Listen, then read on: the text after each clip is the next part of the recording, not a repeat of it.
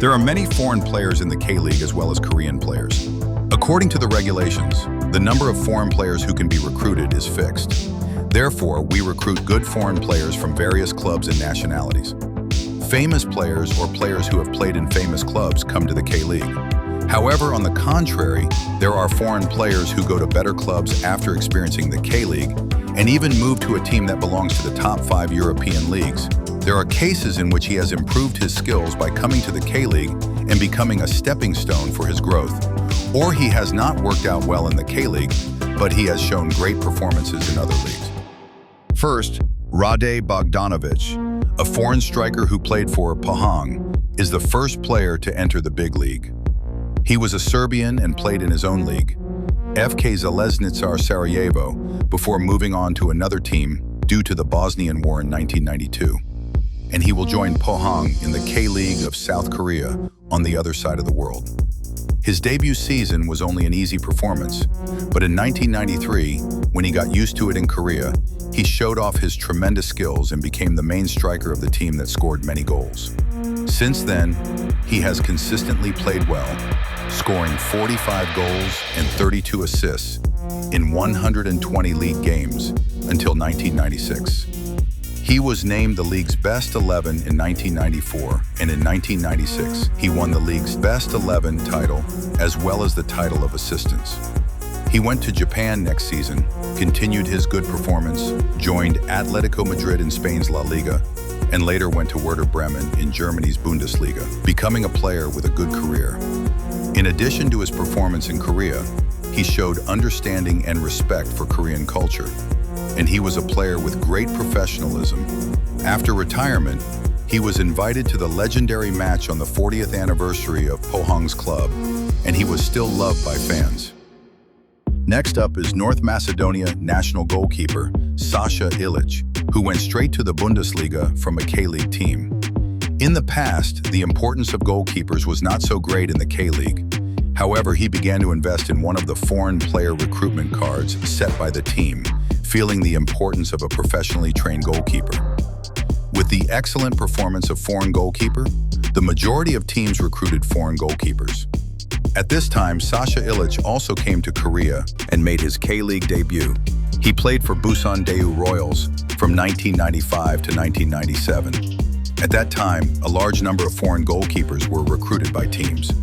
So Ilić was not the top goalkeeper in the league, but he was a player who consistently showed good performance and did his part. He played for 3 years, recording 88 goals, conceded, and 27 clean sheets in 74 matches.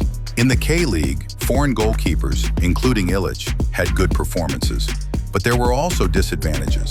That was to say that the position of Korean goalkeepers may be narrowed, adversely affecting the development of domestic goalkeepers. Ilić's destination in Busan was surprisingly Hamburg SV of the German Bundesliga.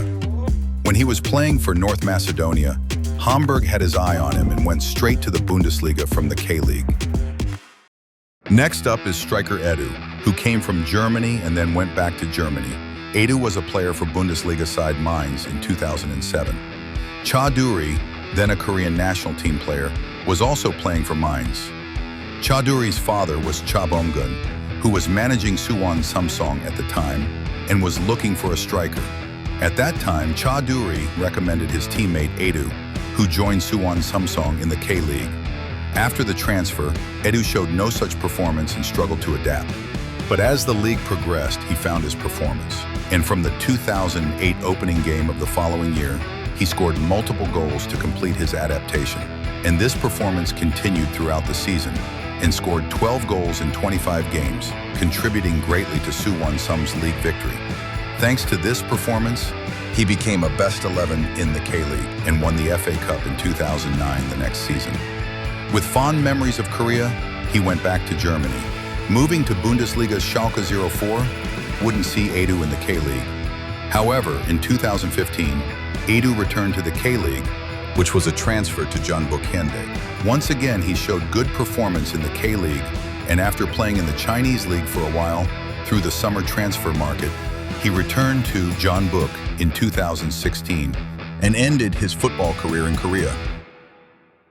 Next up is Rafael, a second division player in the K-League, but who made it to the French league. He was a Brazilian AA Ponte Preta player but went on 7 leases in 4 years. And in 2016, the team moved through a transfer rather than a loan. And the team was Chungju Hummel, the second division of the K-League. Rafael joined halfway through the season and rarely played well in the beginning, but missed many offensive chances or showed lack of confidence. However, as the league approached its end, it showed promise by showing its adaptation, and as a result, it scored its K-League debut goal in the 38th round. And in the 41st round, he showed 4 goals and 1 assist by himself, and he showed flashes of it. It was Rafael who was showing an upward trend, but after the end of the season, the team was disbanded, and he left Korea and went back to Brazil.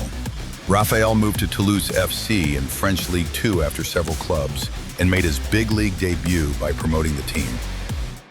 Next is a player who made a huge impact in the K-League and moved to the Premier League. His name is Mislav Oršić, a Croatian wing forward. Oršić played in his own league and joined the Jeonnam Dragons as a loan player, experiencing the K-League. It was a series of bad appearances at the beginning of the league, but in 2 months, he showed a completely different appearance and became the ace of Jeonnam.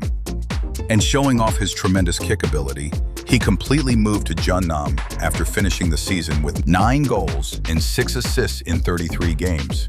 After that, he moved to China while playing in Jeonnam, but he returned to Korea after failing to play much. He moved to Ulsan Hyundai.